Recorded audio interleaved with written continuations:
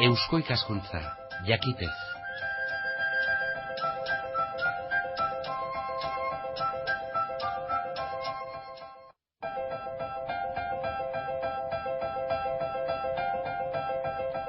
Euskal Herria irratian kultur arloa. Astean behin kulturgintzaren hotzezko aldizkaria. Eusko ikaskuntzarekin elkarlanian. Asmoz eta jakitez baita irrati bidez ere. Bi gairekin gatozkizue, baina hirugarren bat ere gehituko diogun ara zergatik. Alde batetik Dianarako deia. Datorren igande honetan Nafarroa oinezen festa Dianan, ta hurbilpena egiteko modu bat ekarri nahi dugu ona. Hiri horrek, Diana hiria baita ziutatea, bada ziudade horrek badu seme ospetsu bat, literatur egilea Pablo Antoniana. Haren idazlanetara hurbilduko gara eta horretarako laguntza Toño Murok emanen digu. Bestetik Euskadiko Orkestra Sinfonikoaren temporada hasi da. Urriarekin batera eman zuten lehendabiziko kontzertua hemen. Ondotik etorriko direnen aurrerapena da eta temporada honetarako planteamendua zein den agertzeko Inigo Alberdi Euskadiko Orkestrako zuzenari nagusiarekin mintzatuko gara. Hori baino lehenago dena den badugu hemen aurrerapen bat. Datorren asteak ekarriko dizkigu honi buruzko xehetasunak eta informazio osoagoa. Baina kulturgintzan erakunde berri bat eratuko da. Eusko ikaskuntzaren baitan sortua, Jakiunde izenarekin. Izena bera ere, xelebre egiten zaigu oraingoz, eta kontua da, labur baldin badare zerbait jakin nahi dugula eta jakitera eman, Jakiunde hori zer izanen ote den. Javier Retegi, Eusko ikaskuntzako buru presidente. Jakiunde da asmo berri bat Eusko ikaskuntzarena. Hasi izan bere gestazioa orain dela 9 urte, baina ontzen bukatu da. Da akademia berri bat sortzeko asmoa. Akademia zientziak, letrak eta arteetako akademia berri bat. Da izango dara bere eginkizuna Euskal Herri guztian osoan. Bai gure Nafarroan, bai ezkidegoan, eta baita iparraldeko Euskal alderdian. Proiektu bakarra, 3 arlo bereixi edo hor zerrendatzen dira, zer entenditu beharko da, bakoitzak bere egitura beharko dela, zientziak, arteak, letrak? Ez da nona hasik, Batzuk izaten die, arlo batekoa bakarri, baina hau da denen arlokoa. Azken baten begiratu behar da akademiko munduan, da zientifiko munduan, eta baita kultural da arten munduan, ze utzuna dagoen gure honetan, eta ze aholku eman eiken etorkizunera begira.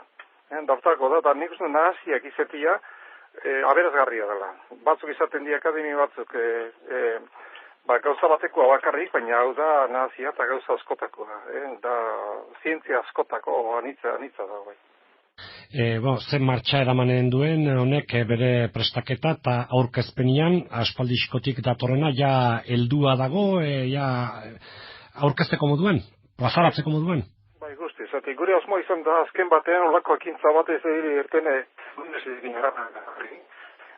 Jarraitzakin, bai Nafarroko gobernuakin, bai Madrideko gobernuakin, gure asmoa ezartzeko.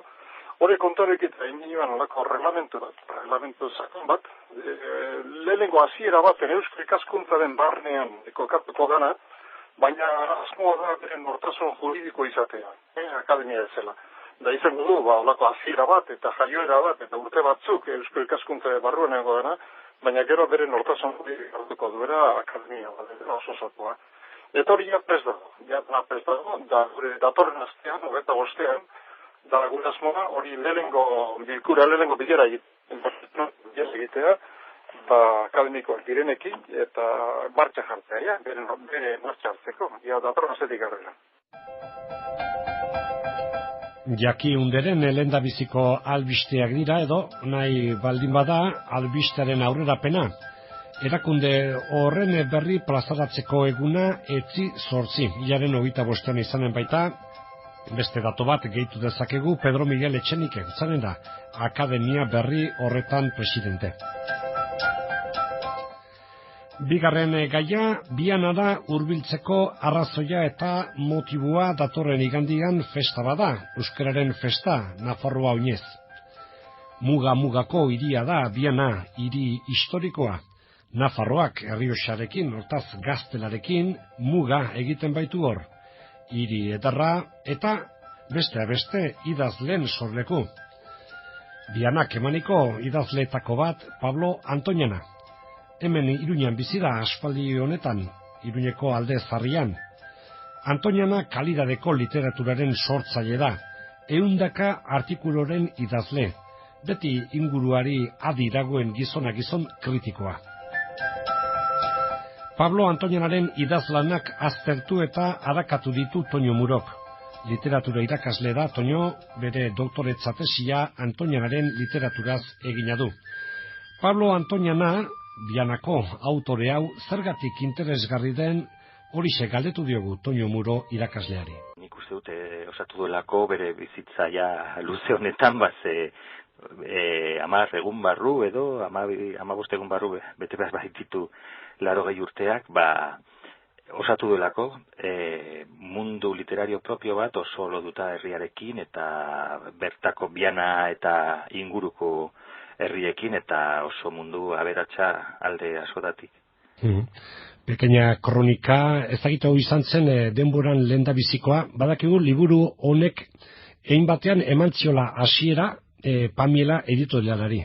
Hori baina lehenago ere argitalpe batzuk egin zituen, bere gazte garaietan jasi zen argitaratzen lan literario batzuk, ipuinak eta poemak eta guzti, Zaragozan bertan ikasketak egin zituelako, eta bertan ere aldizkari literario bat sortu zutelako, asmenta literatura munduan hasi zen urte horietan, ez ditut esan, urteetan baina izan zen 52 urte horien inguruetan, berak ja 20 urte pasatxo zegoenean.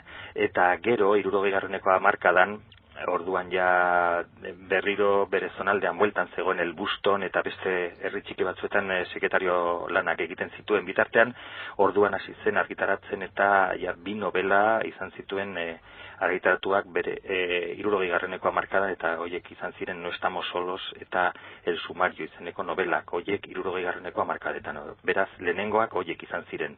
Lehenengo novelak argitaratuak, idatziak beste novela pare bat behintzat idatzi zituen eta izan ziren sarituak, edo bigarren geratu ziren sari importanteetan Espainia mailan, estatu mailan, eta zoritxarrez bakarrik soilik argitaratu zituen Pamielak urte luzeak pasata gero, bereziki La cuerda rota, bereziki. Ez esanen dugu, autore guztiz erraza ez da.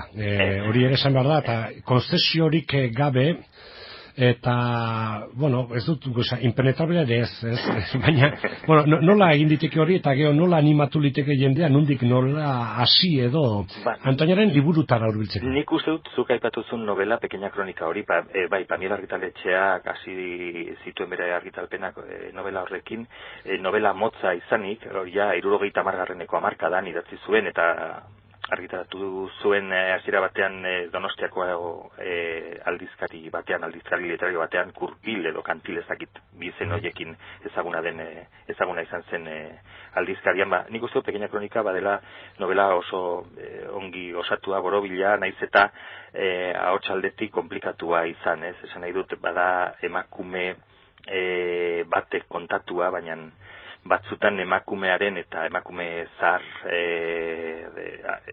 neskame baten kontakizuna bada, baina nahasten da idazlearen ahotsa bere ahotsarekin, eta alde horretatik eta gainera nahasten ditu garaiak eta pertsonaiak komplikatuak dira bai alde horretatik, bereziki egitura denboraren egituragatik eta ahots konplexutasun horregatik.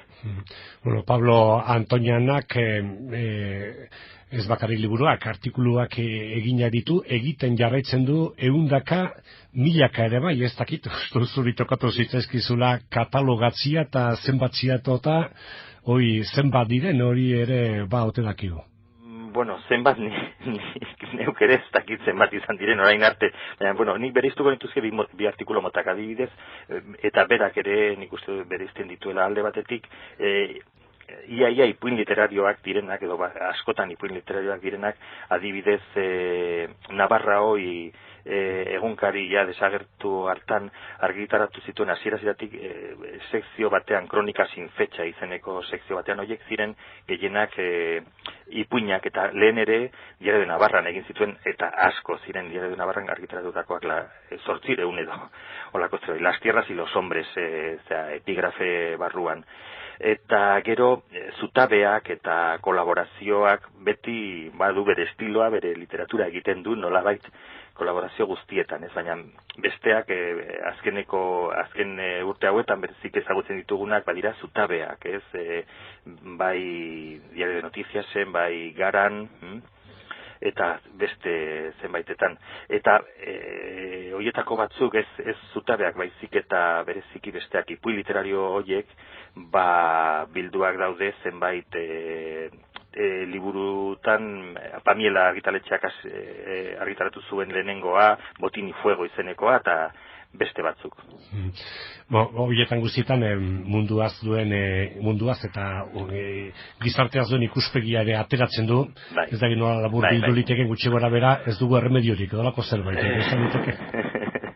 Bueno, pertsonaiak adibidez, gehienetan, nobeletan eta ipui gehienetan badira, ipuinetan bariatuagoak izaten dira, baina nobeletan badira gailtzaileak, gizarte, injustu batean beti opresio handiak jasaten dituztenak, eta gainera kokatuta daude novela gehienak gerra garaietan, eta badu nik uste dut obsesioa, eta ateratzen diola obsesio horri etekin literario handia Pablok gerraren inguruko historiak izanik, gerraren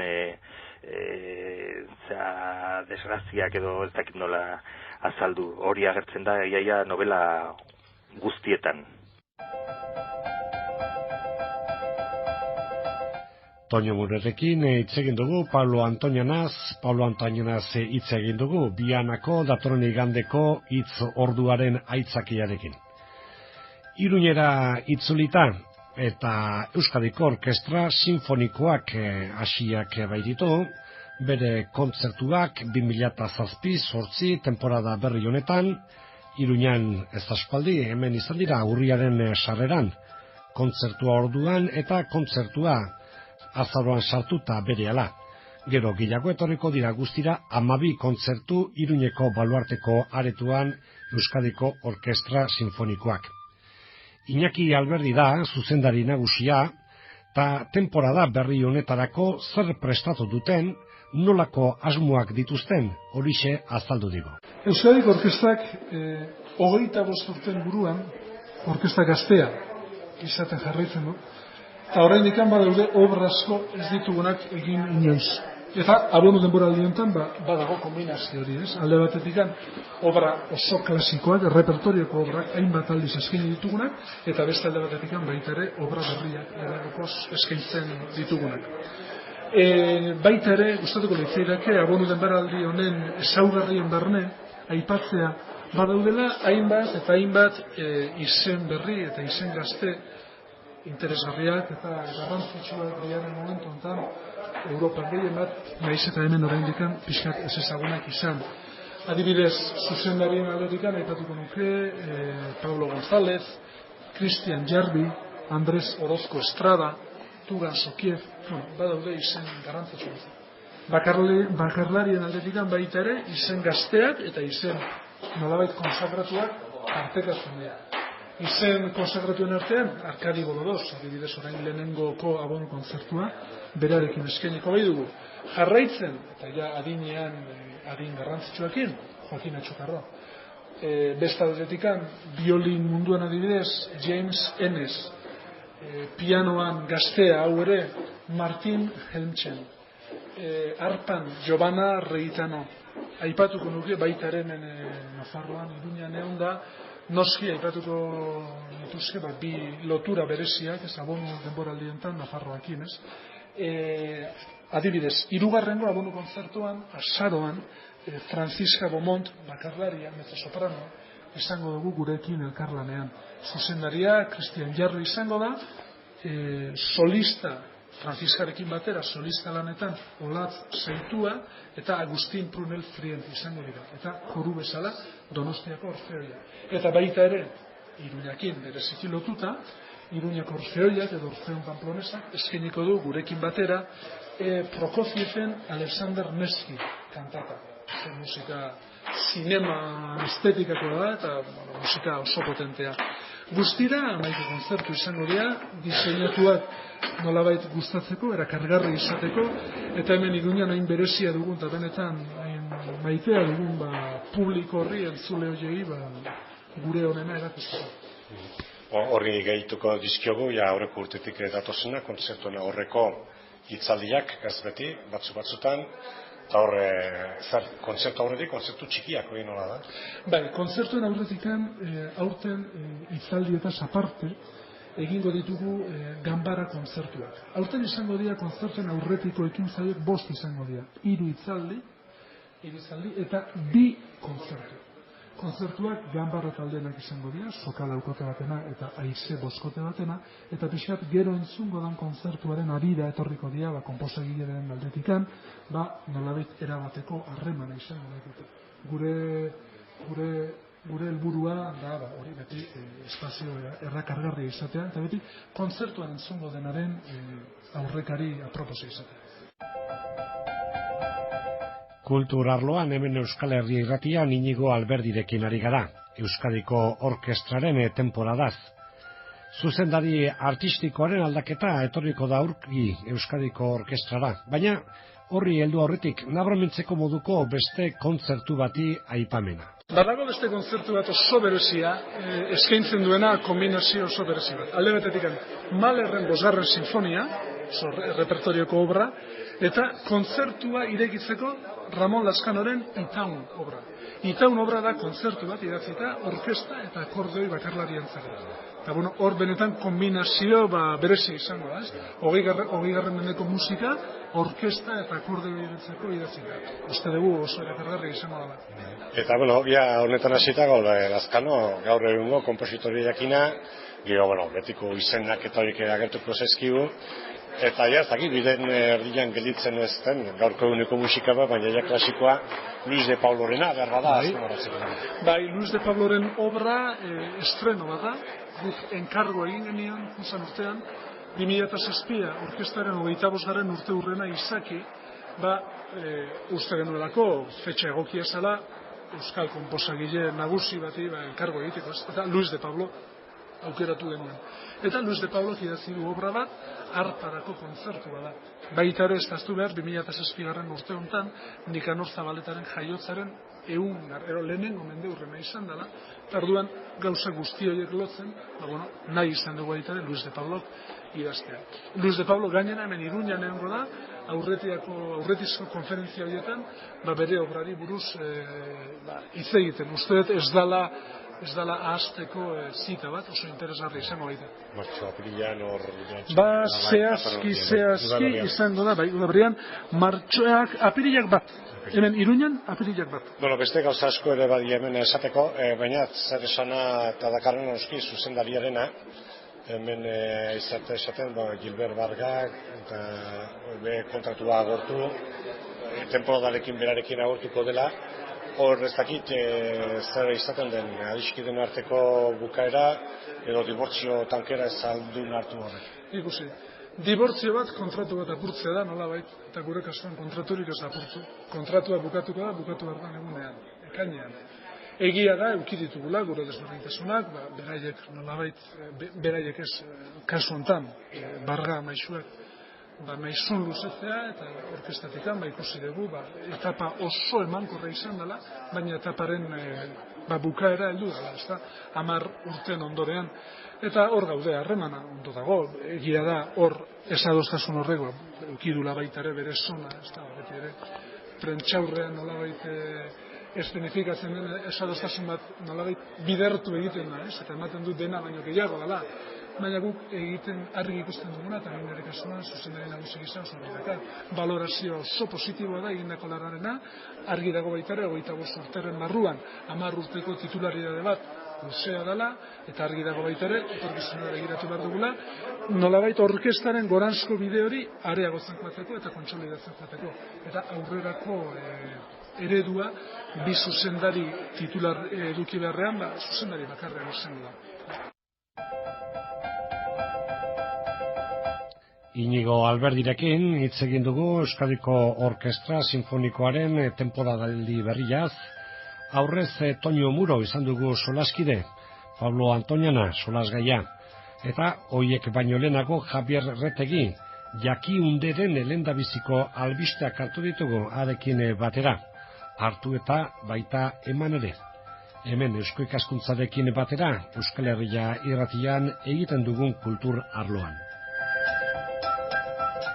Eusko Ikaskuntzak Euskal Herri irrati honen bitartez kulturgintzaren zabalkundia egiten du. Baita beste bide eta molde batzutan ere noski. Horrela Eusko Ikaskuntzaren berri jakiteko, ikus asmoz eta jakitez aldizkaria, paperezko aldizkaria, edo aldizkari elektronikoa nahiago izan ezkero eskonius.com edo euskoikaskuntza.org. Iruñan Eusko Ikaskuntzaren bulegoa Gaztelu plazaren 43an dago.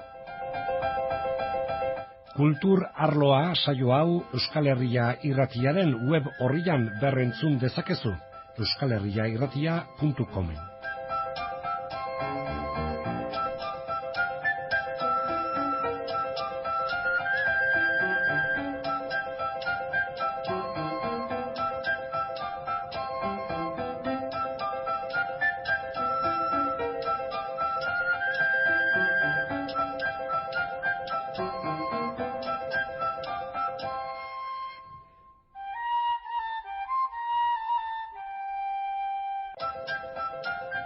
Eusko Ikaskuntza, jakitez.